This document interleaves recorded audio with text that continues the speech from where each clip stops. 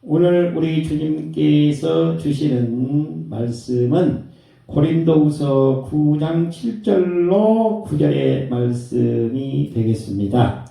모범적인 성도의 생활이라고 하는 제목으로 하나님의 말씀을 전하려고 합니다. 신앙생활은 밖의 세상 생활과 다르지요. 우리 주 예수 그리스도를 만나는 시간입니다. 우리 주 예수 그리스도를 모시고 살아가는 생활이 되는 것입니다. 우리 안에 예수 그리스도가 없으면 아무 의미가 없습니다. 이곳에 오신 목적은 우리 주 예수 그리스도를 만나기 위해서 오신 줄 믿습니다. 주님께서 도와주실 줄 믿습니다. 인간의 생각으로, 인간의 판단으로, 지식으로 안 되는 것, 우리 주님께서 은혜로 우리를 감싸 보호해 주셔서 모든 문제들을 해결해 주실 뿐만 아니라 모범적인 생활로 우리를 이끌어 주실 줄 믿습니다. 이 모범적인 성도의 생활은 내 능력으로 안 됩니다. 주님이 내 안에 오셨을 때만 가능한 일인 줄 믿습니다. 내가 나를 모범적이라고 할 수가 없는 것입니다. 우리 주님이 내 안에도 들어오시면 나는 아무 말을 안 하고 있어도 세상 사람들이 다 알고 저분은 예수를 잘 믿는 사람인데 정말 모범적인 생활을 하시는 분이다 라고 말씀을 하시는 것입니다. 모범적인 성도의 생활이라는 제목으로 오늘 말씀을 전할 때 은혜 받고 돌아가시는 귀한 시간이 되실 수 있기를 주님의 이름으로 축복해 드립니다. 첫 번째입니다. 첫 번째는 마음에 정한 대로 즐겨내는 자가 되어야 합니다. 라고 말씀하고 있습니다. 7절을 읽어주시기 바랍니다. 각각 그 마음에 정한 대로 할 것이요 인색함으로나 억지로 하지 말지니 하나님은 즐겨내는 자를 사랑하시느니라. 네. 그 7절 앞에 보면 6절 이것이 곧 적게 심는 자는 적게 거두고 많이 심는 자는 많이 거둔다 하는 말이로다. 그러면서 7절의 말씀을 주고 있습니다. 마음에 정한 대로, 억지로가 아니라 마음에 정한 대로 감사함으로 즐겨내는 자가 복 있는 자라고 말씀하고 있습니다. 잠언 3장 9절에서는 다음과 같이 말합니다. 내 재물과 너의 재물과 너의 소산물이 처음 익은 열매로 여호와를 공경하도록 하라고 말씀하고 있습니다.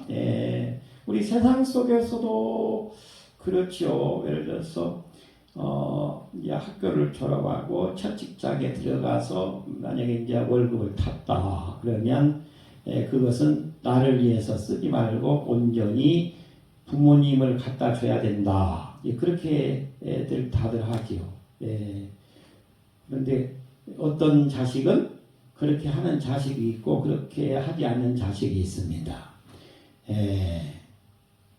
세상에 나가서 자기의 노력으로 열심히 일해봤더니 그 부모님의 노고를 아는 거예요.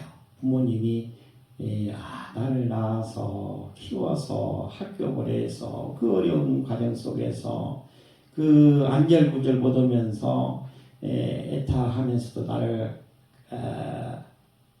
지켜보호해 주시고 잘 키워서 사회생활을 할 수 있도록 내보냈는데 저는 그 한 달 첫 월급을 탔을 때 부모님을 갖다 드린다. 너무너무 당연한 것이라고 생각을 합니다. 그런데 한 달에 그 첫 월급이 중요한 것이 아니고 사실은 그 마음이 중요한 것이죠. 마음. 제가 지금까지 저를 낳아서 길러주시고 학교에 보내주시고 여러 가지 어려움 속에서 나를 이렇게 잘 성장시켜서 사회생활할 수 있도록 해주셨는데 이제 저는 정상적인 사회생활을 할 수 있게 됐습니다. 해서 그 받은 첫 수확을 부모님께 드린다. 의미가 있죠. 세상에서도 그런다 그 말이에요. 그런데 우리 교회에서도 우리가 주님을 뜨겁게 영접하고 주님의 은혜가 너무나 큰데 정말 주님 제가 주님이 나를 이렇게 축복해 주시면 내가 이렇게 하겠습니다라고 약속을 했다면 그 마음에 정한 대로 억지로가 아니라 이렇게 주님 앞에 내놓게 되면은 우리 주님께서 기뻐 받으실 줄 믿습니다. 마음에 정한 믿음으로 감사함으로 주님께 드려야 된다. 그것이 바로 신앙 고백이 된다는 것입니다. 신앙 고백이 억지로가 아니라 기쁨으로 드리는 우리 성도들이 되시면 모두가 다 우리 주님께서 축복받게 해주실 줄 믿습니다. 출애굽기 35장 21절의 말씀입니다. 무릇 마음이 감동된 자와 자원하는 자가 와서 회막을 지키기 위하여 그 모든 일을 위하여 성소의 모든 일을 위해서 예물을 가져다가 여호와께 드렸더라. 마음에 감동이 와서 주님 앞에 아낌없이 예물을 여호와 앞에 갖다 드렸다라고 바로 출애굽기 35장 21절에서는 말하고 있습니다. 주님께 기쁨으로 헌물을 드릴 때 주님께서 기뻐 받으시고 우리를 축복해 주신다라고 말하고 있는 것입니다. 하나님께서는 즐겨내는 자를 축복해 주시고 사랑해 주신다라고 말씀하십니다.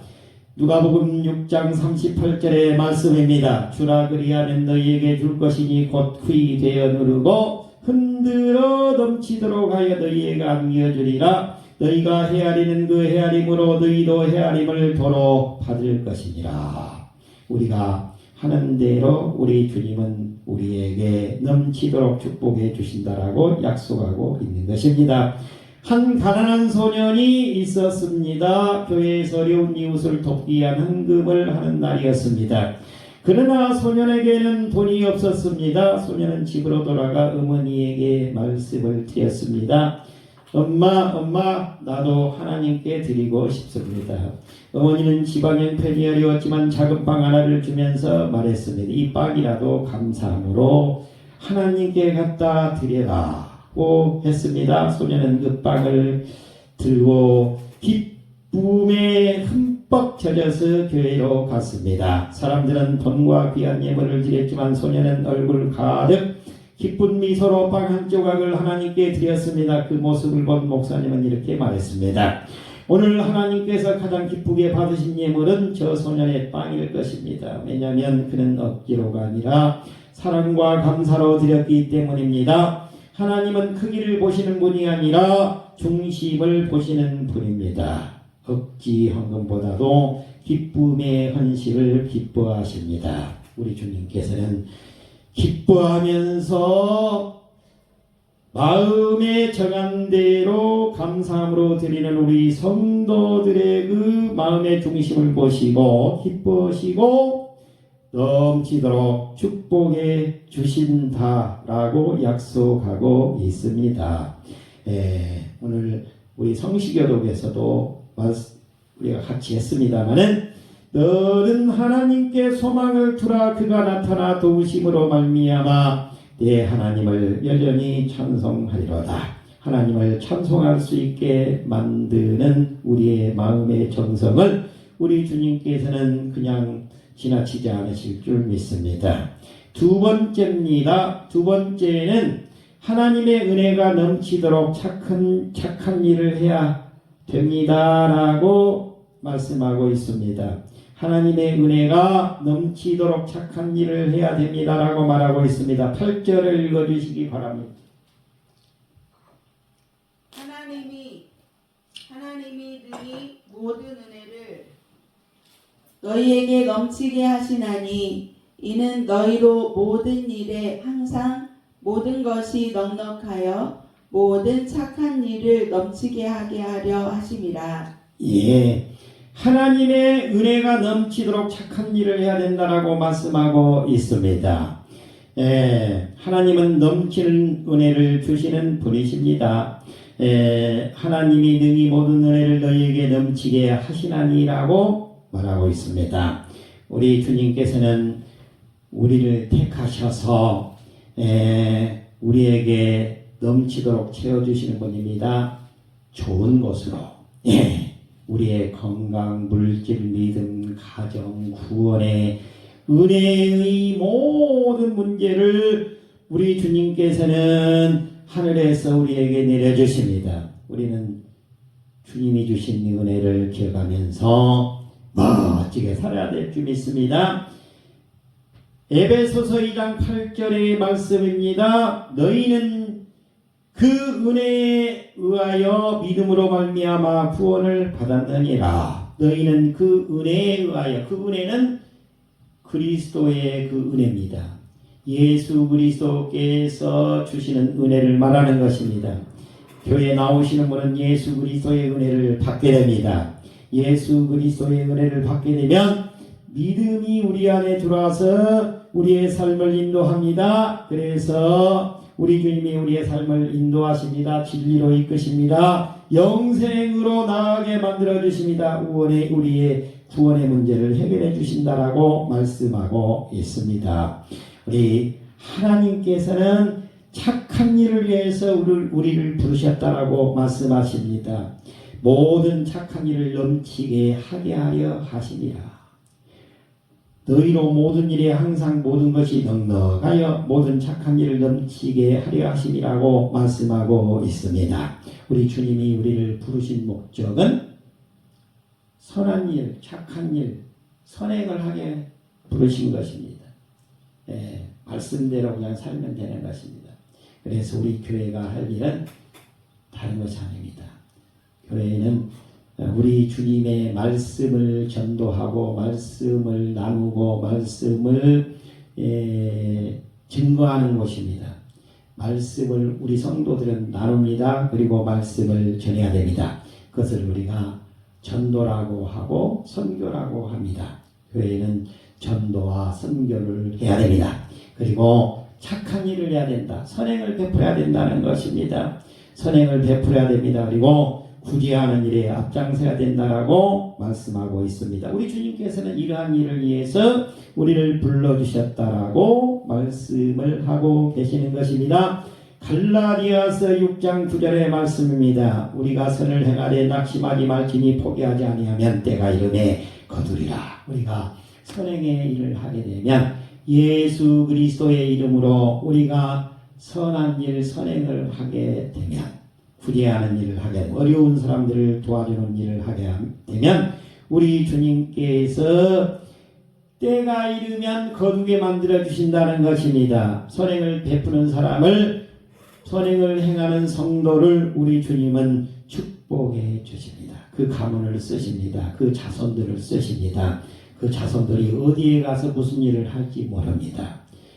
저 지구 반대편에 가서 큰 일을 하게 만듭니다. 세계적인 일을 하게 만듭니다. 대학교, 교회를 세우십니다. 제가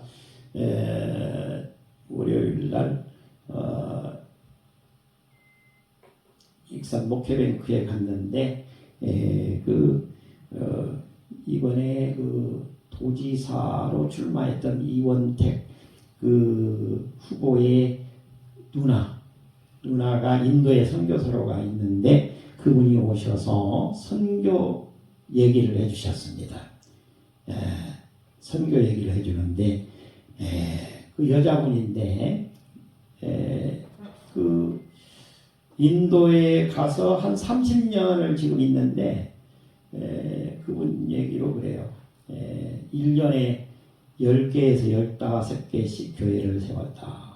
우리 주님께서 그 교회를 세우는데 그 교회에다가 전부 다 그 교회만 세운 것이 아니고 그 교회 안에 유치원도 초등학교도 중학교도 고등학교도 어떤 데는 전문대학도 있고 또 대학교까지 세워진 데도 있고 직업훈련원이 또 그 안에 세워져서 가만히 생각해 보시니까 여기 30년 중에서 10년은 가서 이제 적응 기간이었다고 치고 한 20년 정도 1년에 10개에서 15개씩의 그 교회를 세웠다고 치면은 적어도 한 250개 정도의 교회를 세우지 않았는가. 지난번에 우리 여기 오셔서 얘기 말씀해주고 가셨던 유창무 선교사님은 172개를 세우셨다고 그러는데 그분보다도 훨씬 더 많은 교회를 세우셨을 것이다 라고 그 말씀을 듣게 되었습니다. 참 대단한 우리 하나님의 역사는 정말 놀라운 역사입니다. 그분은 여자분입니다. 그분은 제가 알기로 우리가 아는 세상 사람들이 말하는 가장 좋은 에세이를 나온 사람도 아닙니다.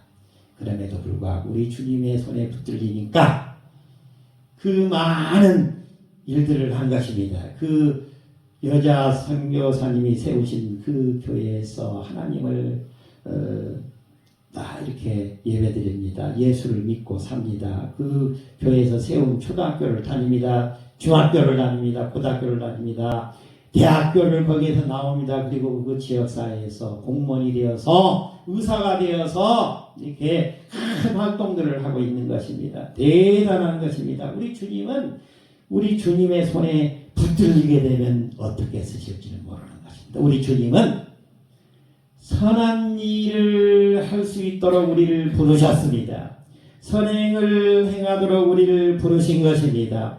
우리 주님이 부르신 목적에 부합되게 삶을 살아가게 되면 우리 주님은 기뻐하시면서 우리를 넘치도록 축복해 주실 줄 믿습니다. 한 농부가 대나무 씨앗을 심었습니다. 그는 매일 물을 주고 정성껏 돌보았습니다. 그러나 1년이 지나도 아무 변화가 없었습니다. 2년, 3년, 4년이 지나도 땅에는 아무것도 보이지 않았습니다. 사람들은 농부를 비웃었습니다. 헛수고하고 있군요. 하지만 농부는 포기하지 않고 계속 물을 주었습니다. 그런데 5년째 되더니 놀라운 일이 일어났습니다. 대나무가 갑자기 자라기 시작하더니 몇 달 만에 수십 미터까지 성장했습니다. 사실 그동안 대나무는 보이지 않는 땅 속에서 깊고 튼튼한 뿌리를 내리고 있었던 것입니다. 우리의 선한 일도 이와 같습니다. 기도하고 섬기고 살아가고 헌신해도 당장 열매가 보이지 않을 수 있습니다. 그러나 하나님은 보이지 않는 곳에서 일하고 계십니다. 포기하지 않으면 반드시 하나님의 때에 충실한 열매를 거둘 수 있도록 만들어 주십니다. 세 번째입니다. 세 번째는 어려운 자를 구제하면 주님의 의로운 자가 됩니다. 라고 말씀하고 있습니다. 우리 함께 구절을 읽어보도록 하겠습니다. 기록된 바 그가 흩어 가난한 자들에게 주었으니 그의 의가 영원토록 있느니라 함과 같으니라. 다시 한번 읽어주시기 바랍니다.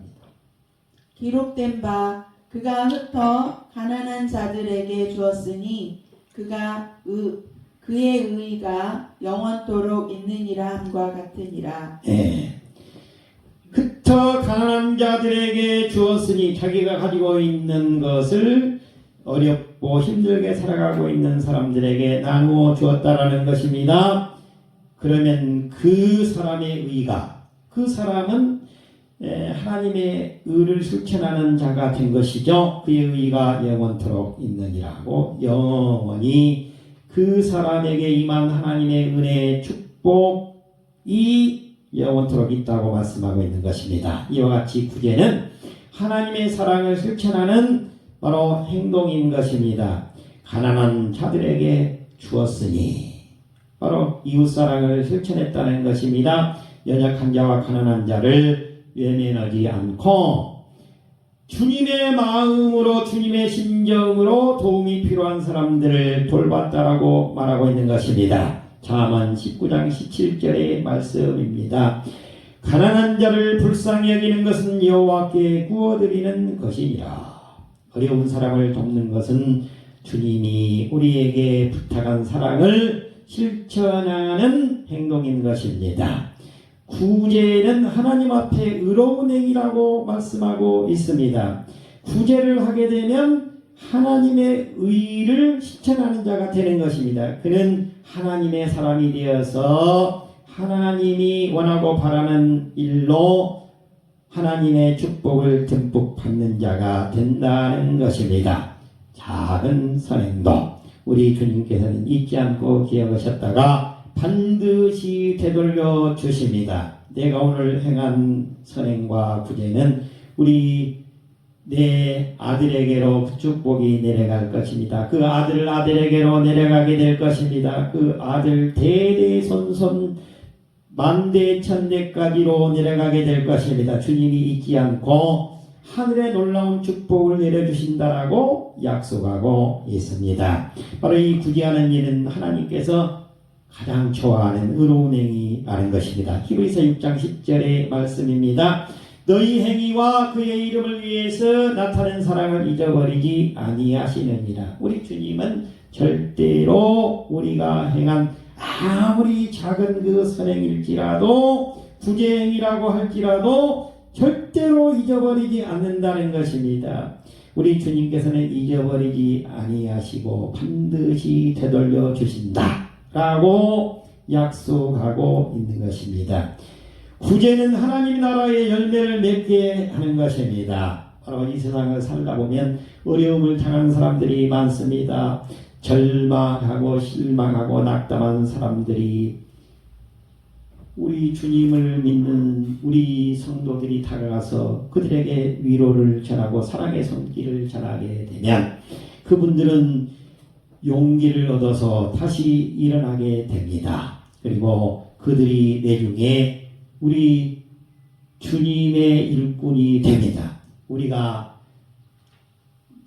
어렸을 때 아니 돌아가신 선대에 이 교회를 다니면서 이 고을에 어떤 어려운 사람을 도왔던 일이 있다면 그 자손들 중에서 어느 날 갑자기 바로 이 교회로 와서 우리 주님의 일을 잘할 수 있도록 돕는 일을 하게 될 것입니다. 우리 주님은 이와 같이 당대에만 축복해 주는 것이 아니라 바로 내가 행한 조그만한 그 선행 구제를 우리 주님께서는 그 자손에게 자자손손 그 대대로 자손에게 반드시 되돌려 주신다라고 말하고 있습니다. 이와 같은 놀라운 축복을 받아 누리시는 우리 성도님들이 되실 수 있기를 주님의 이름으로 축복해 드립니다. 구제하는 일은 하나님께서 좋아하는 일이시라고 말씀하고 있는데 마태복음 25장 40절의 말씀입니다. 지극히 작은 자 하나에게 한 것이 곧 내게 한 것이니라. 바로 마태복음 25장 31절부터 말씀은 바로 이 선행을 행한 자와 행하지 않는 자에 대한 바로 심판에 관련된 말씀이 나옵니다. 우리 주님 앞에 섰을 때 우리 주님께서 선을 행한 자와 선을 행하지 않는 자를 구분한다고 그랬습니다. 오른쪽에 바로 양의 사람이라고 해서 오른쪽에, 그리고 염소로 구별해서 왼쪽에 선을 행하지 않는 사람을 왼쪽에 둔다고 말했습니다. 그때 말합니다. 우리 주님께서 그 어려운 사람에게 손을 내밀어서 선행과 구제와 그리고 말씀대로 살려고 애썼던 그 성도에게 바로 이 말씀을 해주고 있는 것입니다. 지극히 작은 자 하나에게 한 것이 곧 내게 한 것이니라. 바로 우리 마음에 새기시고 우리는 우리 주님이 주신 이 말씀을 받아서 멋지게 실천하는 성도님들이 되실 수 있기를 주님의 이름으로 다시 한번 축복해 드립니다. 어느 마을에 매우 가난한 과부가 살고 있었습니다. 그녀는 하루 먹을 빵도 부족했지만 겨울 어느 날 굶주린 아이를 보게 되었습니다. 과부는 잠시 망설였습니다. 자신도 배가 고팠기 때문입니다. 그러나 결국 집에 남아있던 마지막 빵 한 조각을 아이에게 주었습니다. 주변 사람들은 말했습니다.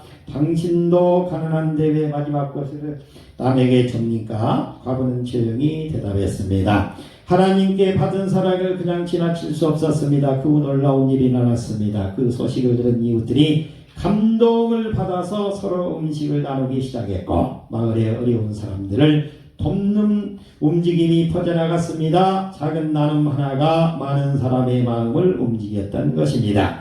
하나님은 큰 재산보다 사랑으로 드려진 작은 나눔을 기억하십니다. 그리고 그런 사람을 성경은 의로운 자다, 하나님의 합당한 자라고 말씀하고 있습니다. 말씀을 맺겠습니다. 오늘 우리 주님께서 우리에게 주시는 이 말씀은 모범적인 성도의 생활에 대해서 말씀해 주고 계시는데 바로 억지로가 아니라 기쁜 마음으로, 마음의 정한대로 감사함으로 믿음대로 실천하라고 말합니다. 은혜가 넘치도록 착한 일을 하라고 말씀하고 있습니다. 어려운 사람을 구제하면 주님의 의로운 자, 주님으로부터 너는 참 착한 자다, 나의 합당한 자라고 우리 주님께서 도장을 꽝 찍어서 축복해 주신다라고 약속하고 있습니다. 바로 우리 주님께서 주신 은혜를 기억하면서 기쁨으로 헌신하고 착한 일을 넘치게 하면서 사랑을 실천하는 믿음의 성도님들이 되실 수 있기를 주님의 이름으로 축원해 드립니다. 기도하겠습니다.